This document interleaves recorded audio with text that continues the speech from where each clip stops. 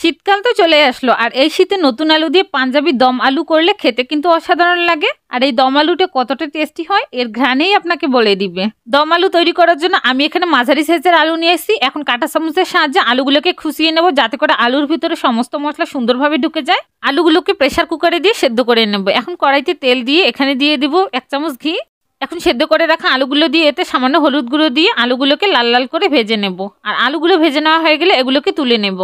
আলুগুলো ভাজার সময় একটু সাবধানে ভাজতে হবে, কারণ সেদ্ধ করে রাখা আলু ভেঙে যাওয়ার চান্স আছে। আলুগুলো তুলে নেওয়া হয়ে গেলে এখানে দিয়ে দেবো তেজপাতা আর পেঁয়াজ কুচি। এগুলোকে ব্রাউন কালার করে ভেজে নিয়ে আদা রসুন কাঁচামরিচের পেস্ট দিয়ে এগুলোকে সামান্য ভেজে এখন দিয়ে দেবো হলুদ গুঁড়ো, লঙ্কা গুঁড়ো, গরম মশলার গুঁড়ো আর স্বাদ মতো লবণ। এখন সামান্য পানি দিয়ে মশলাটাকে ভালো করে কষিয়ে নেব যতক্ষণ না মশলা থেকে তেল ছাড়তেছে। মশলা থেকে তেল ছাড়তে শুরু করলে এখানে আমি ভেজে রাখা আলুগুলোকে দিয়ে দিব। আর আলুগুলোকে দেওয়ার পর এগুলোকে মশলার সাথে ভালো করে কষিয়ে নেব। আলুগুলো কষিয়ে নেওয়া হয়ে গেলে এখানে আমি দিয়ে দিব পানি। আর পানি দিয়ে দেওয়ার পর এগুলোকে নেড়েচেড়ে মিশিয়ে এরপর ঢাকনা দিয়ে ঢেকে দেব। ঢাকনা তুলে নেওয়ার পর আলুগুলোকে ভালো করে নেড়েচেড়ে কষিয়ে নেব। আর কষানো হয়ে গেলে উপর থেকে ছড়িয়ে দেব ধনেপাতার কুচি। ধনেপাতার কুচি দেওয়ার পর এগুলোকে ভালো করে নেড়েচেড়ে মিশিয়ে এরপর নামিয়ে নেব। বাস তৈরি হয়ে গেল পাঞ্জাবি দম আলু।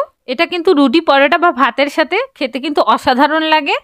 শীতকালের নতুন আলু দিয়ে আপনারাও পাঞ্জাবি দম আলুটা বাসায় তৈরি করুন আর ফ্যামিলির সবাইকে নিয়ে এনজয় করুন। দেখবেন ফ্যামিলির সবাই অনেক বেশি খুশি হবে আর আপনারাও অনেক বেশি প্রশংসা করবে।